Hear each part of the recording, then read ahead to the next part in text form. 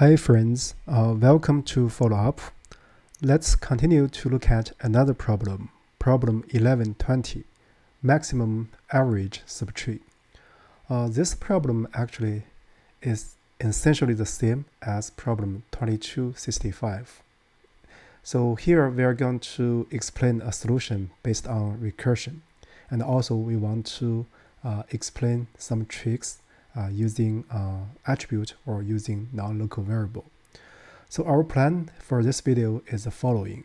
First, we're going to digest the problem requirement, and then we do the analysis, and finally we share the code. Now let's first look at the problem. So given the root of a binary tree, we want to return the maximum average value of a subtree of that tree. So here is a test requirement. So answers within this precision of the actual answer will be accepted. So here a subtree of a tree is any node of that tree plus all its descendants. So it actually counts the tree itself, right?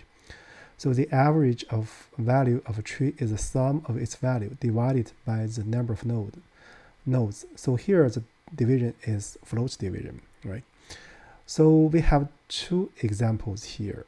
So in the second example, so we have a root at 0, and then we have a red child that is 1, right? So the average will be 1 because each leaf node it's corresponding to a tree which have average equals the root value, right? So in the first example, so the 6 is the return.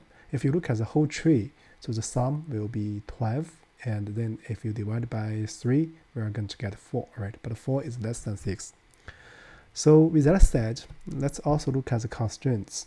So here, the number of nodes in the tree is in the range given by the closed interval 1 and 10 to the power 4. So 10 to the power 4 is not a very large number, we'll see for this problem. Basically, for this problem, we just need a traversal. And the node value is non-negative and bounded above by 10 to the power 5, right? So with that said, basically, we are ready to do the analysis.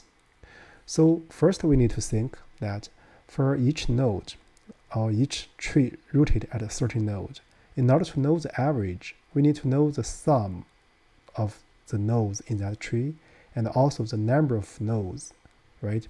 So for this, because we need to check any subtree or every subtree, so we want to do something like this. Here, point 1. For each node, we need to retrieve two pieces of information. One is the sum, and the other is the number of nodes for the tree rooted at that node. And secondly, we don't want to do if for each node we update the result. So we want to dynamically update the average, right? So that's the 2 points. And for the first point, we can use traversal. But here we are going to use recursion to do the traversal. And for the second point, we can use attribute because the solution function or method is within this class.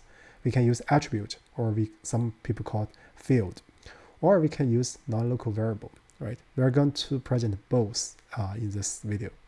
So with that said, let's look at the coding part. So first, I'm going to use attribute. Let's introduce this attribute called result, initialized as 0.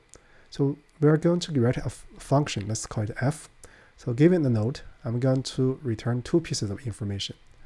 So one is sum, and the other is the number of nodes, right? So now, first, we want to write a base case or stop condition. That is, if not node. So in this case, we are going to return 0 and 0. It's very easy to digest, right? So we have sum is 0 and there's no nodes at all. And then we can call this function for the left subtree and right subtree. So we have left sum and left number of nodes. So it's going to be f node left, right? Then we have right sum and right number of nodes. It's going to be f node right. And then we're going to get the sum and the number of nodes. It's going to be left sum plus right sum, then plus the node value, right? And then the number node will be left set number of nodes plus right set number of nodes, and then we count the node itself, right? So then we are going to have a average. So the average will be computed as S over N. So basically we want to make a check. If S over N is larger than self result, then we are going to not return, set self result to be S over N. So you can introduce a variable called average here, right? You can check if the average is greater than the self result, and then you can just self result equals that average. But here, let's just write like this. And then we need to return this S and N, right? So this is our function, right? So in order to carry out this program, we just need to call this function started from the root, right? So we have some returns. You can write like this, but we don't need. Or you can write like this, because this will represent a tuple, right? So anyway, so now we just need to return self result, right? So now before we comment on how to use non-local variable, let's first test this result. Yeah, it passes the first example. Now let's look at the generic case. Yeah, it passes all the generic cases. So now let's look at the second version. So I'm going to copy this part.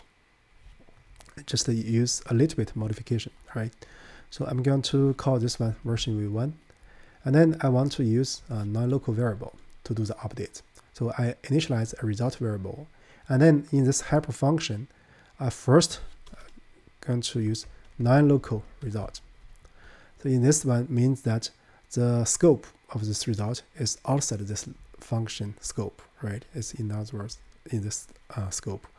So we just need to change this part and change this part, right? And also we just return the result. So now let's do a test, right? I changed this one to be version v1. Now let's test it. Yeah, it passes all the cases.